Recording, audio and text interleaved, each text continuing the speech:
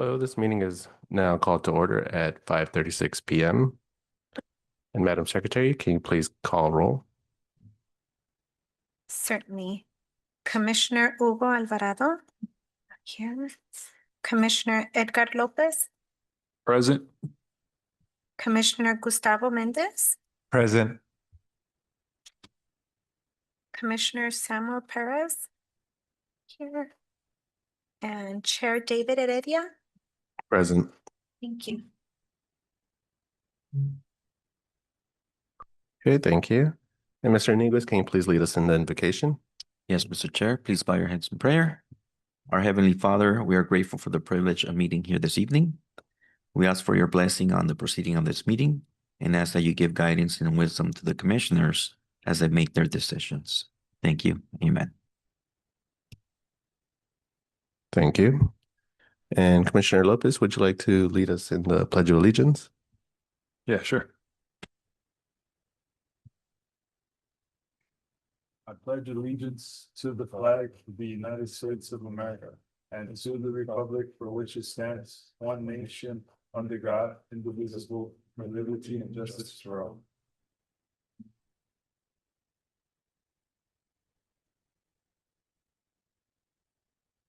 Thank you. And Madam Secretary, was the agenda posted according to state law? It was posted. Thank you. Okay, thank you. Okay, this is a time given to the public to speak on agenda and non-agenda items. And were any comments received? No comments were received.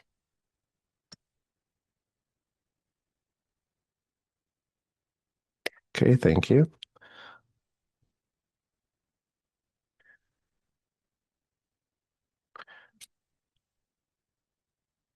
Okay.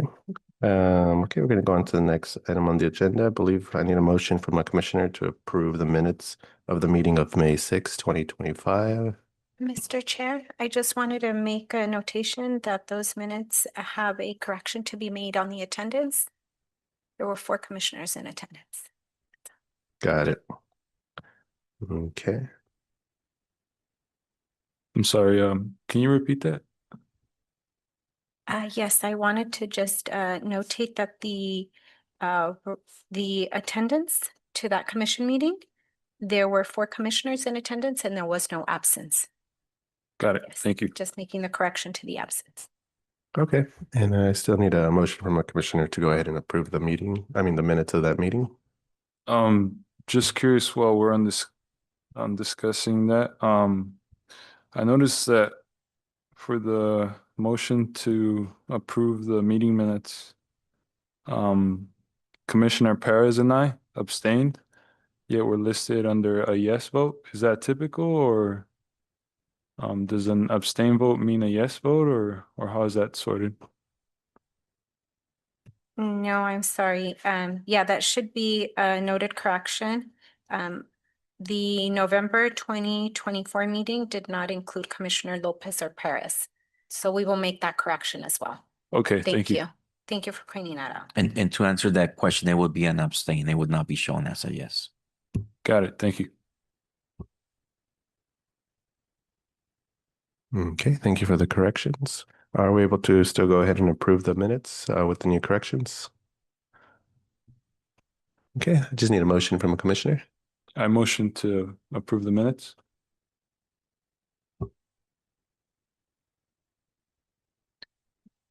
With corrections? Well, there's a discussion as to how many possible voting commissioners we have. If there are any that would abstain, then we wouldn't have the 3 votes. So we may have to carry this item to next month's commission meeting. So we'll bring it back with the corrections. Okay, thank you for that clarification. We'll go ahead and bring it back to the next meeting.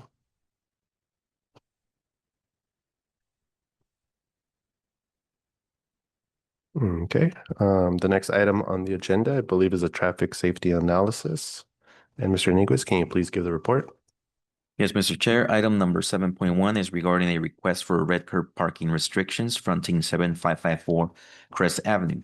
It is staff's recommendation that the Traffic and Safety Commission approve for city council consideration the installation of 5 feet of red curb parking restrictions fronting 7554 Chris Avenue. So with that, I'll have the city engineer provide the report. Doug? Thank you and good evening, Mr. Chairman and Commissioners. We had a request from actually the resident, one of the residents in the audience about this at the last meeting, requesting to have increased sight distance to exiting from our driveway onto Crest Avenue. So we took it under advisement, conducted a field investigation of the area, both drive-by and through Google Maps. It's basically, Crest is a combination of single-family homes and multifamily homes, bookend by the commercial properties on Florence and Clara. When we do look at red curb parking restrictions, we have to make sure we look at what how parking is impacting the entire town, because we do have an entire town with a parking shortage. So there's always that's in the back of my mind about that. The other aspect of this, when I did the field investigation, is that the way her property is laid out, her driveway is along the southerly property line of the adjoining neighbor, where if we were to break out any red curb, that would impact the neighbor's parcel versus your parcel. So from that standpoint, in order to try to mitigate that, improve her sight distance, I'm recommending a 5-foot curb extension of red curb from the southerly portion of her driveway going south into the neighbor's frontage from that standpoint. And I'll answer any questions.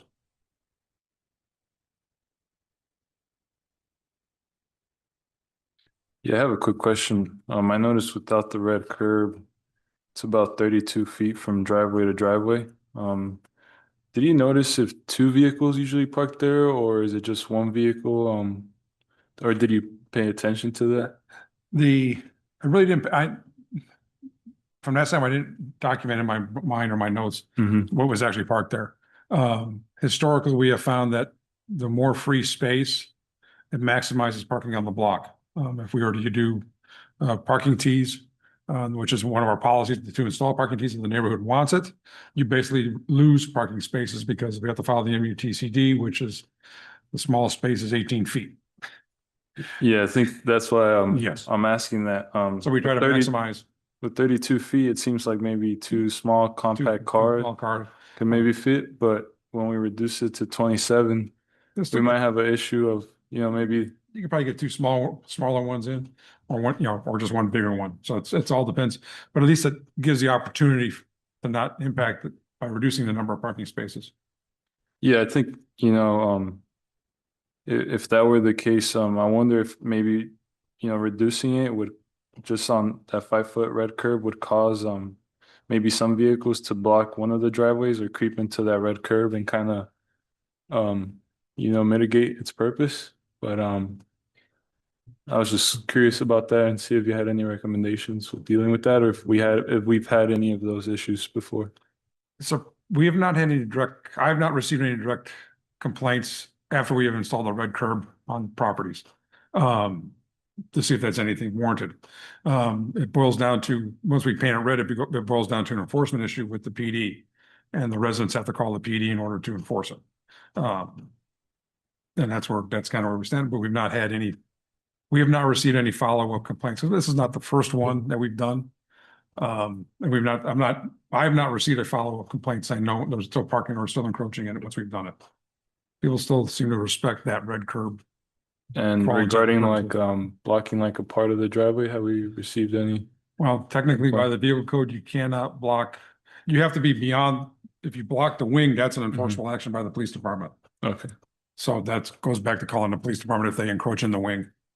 They have them come out and enforce, at least give them a citation for blocking the driveway per the vehicle code. Sounds good. Thank you. If I may ask, are there any adverse effects when it comes to emergency response in case if fire department, for example, needs to show up? Can there be any adverse effects because of that? Typically, no, because it's just curbside parking like every residential street here in town. We're just restricting parking closer to the driveway. It still gives them full access of the 12-foot driveway. Thank you.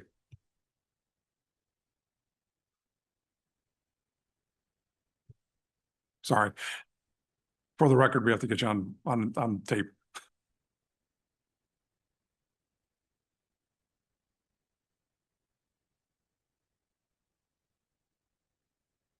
Madalena Guerrero, 7565 Crest.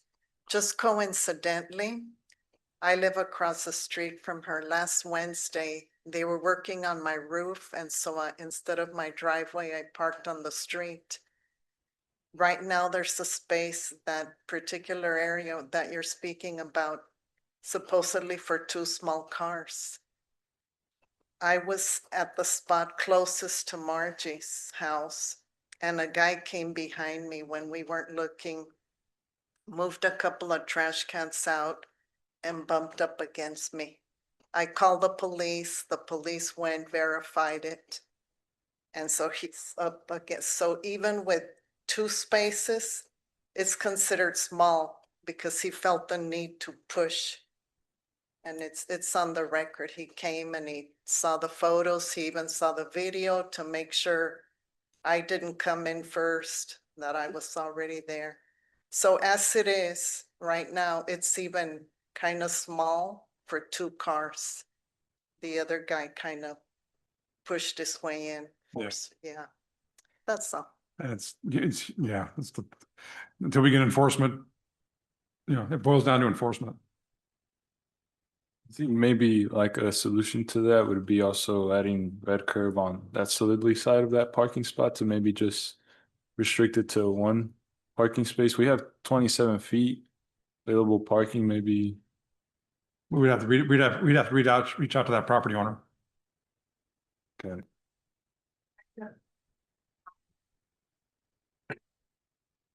Hi, I'm Margie. I'm at 7554 Crest. You're talking about my property. With that parking where you're gonna take and make it 5 feet, even when you don't, even the way it sits right now, you don't have small vehicles pulling into that side, parking right there. They're big vehicles. And they'll even come in and be into my driveway, where I have to basically go out there and tell them, you cannot park there. The law is, we all took driver's training, we all know the driver's manual, 2 feet from a driveway. And these people, and they're not residents of our block, they work on Clara.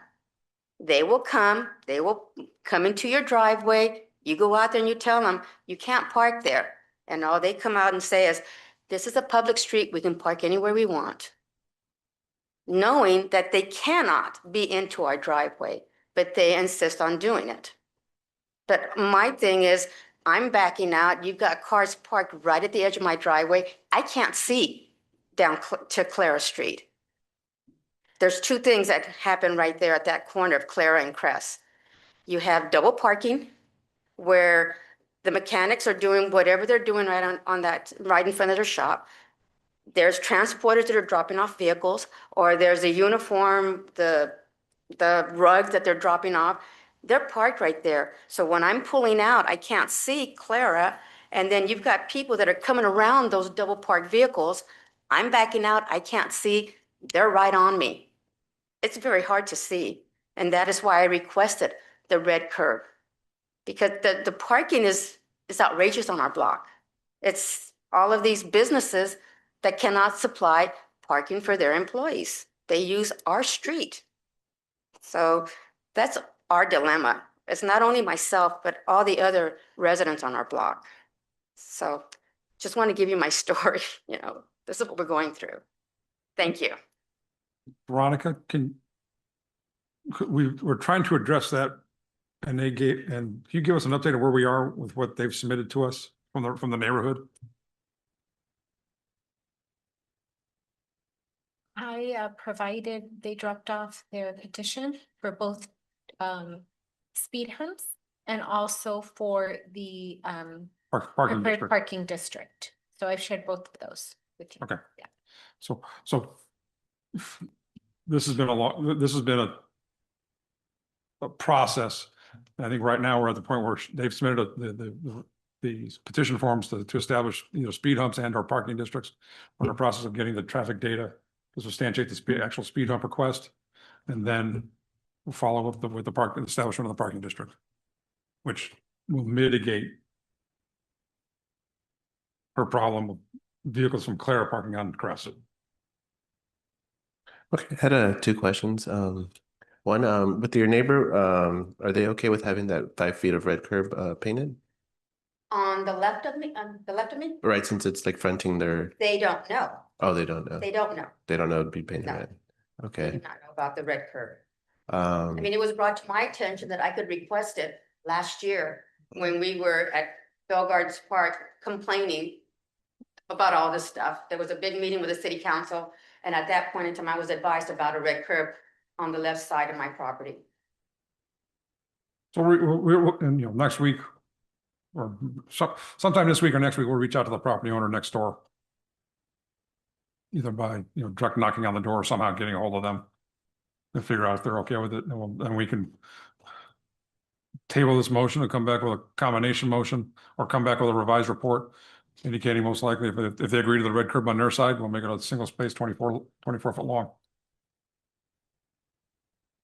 That sounds good. And we're at the same time, we're also going to look into, I guess, the parking permits to see if we can try to get the businesses that park there in front of the houses to not be able to park there anymore, right? That'd be through the establishment of the parking district.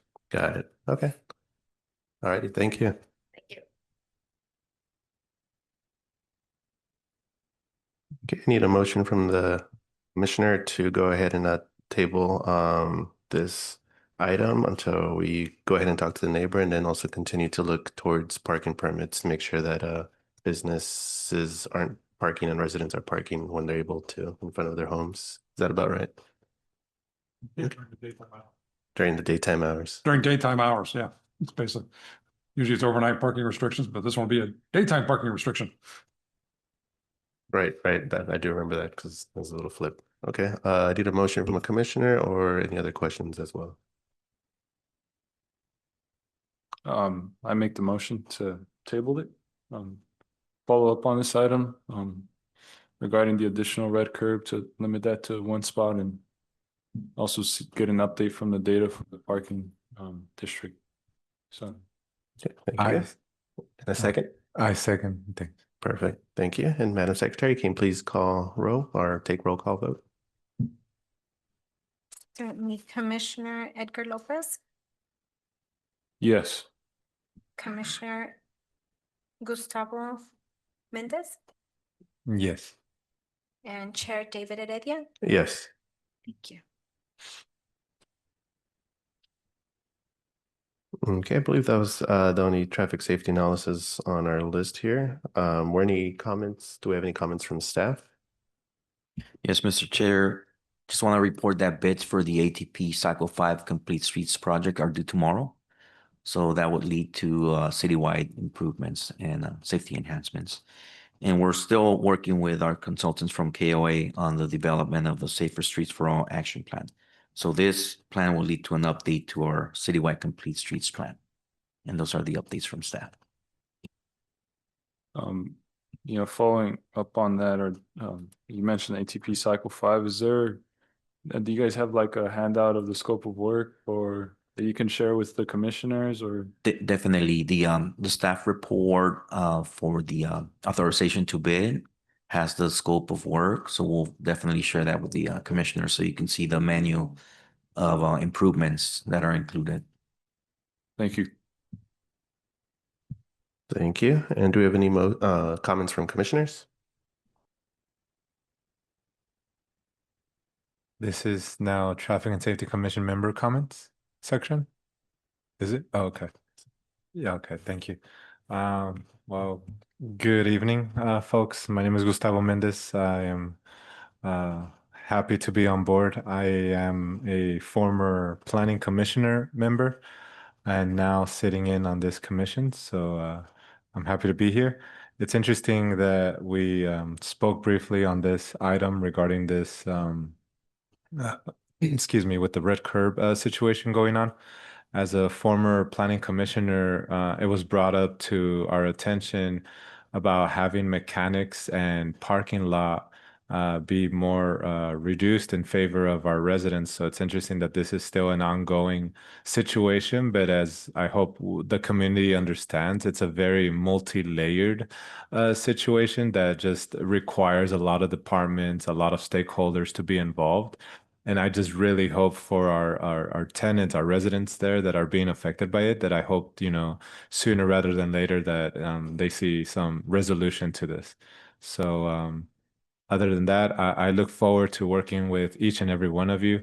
I hope, down the line, I can go ahead and share my thoughts into more traffic and safety, specifically to our bicyclists, as this community is growing in Bell Gardens, and also emergency preparedness. I'm well certified in CERT, which is Community Emergency Response Team, and I just hope that I could, start how do I say, plant a seed for long-term, benefits for our city. Thank you.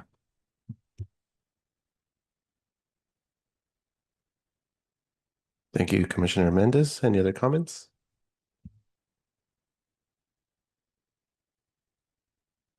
Okay, I just wanted to again welcome our new commissioners. I don't think I was in person last time, but definitely appreciate you being here, and I was glad to be able to make it today as well. Okay, I believe those are all the comments for today, and I think Commissioner Mendez said it really well. Definitely for the residents, that's what we have in mind. So we'll continue to go ahead and push this forward and hopefully figure this out. And thank you for coming in person. Okay, this meeting is now adjourned to the next meeting, which I believe would probably be July 1st on a Tuesday.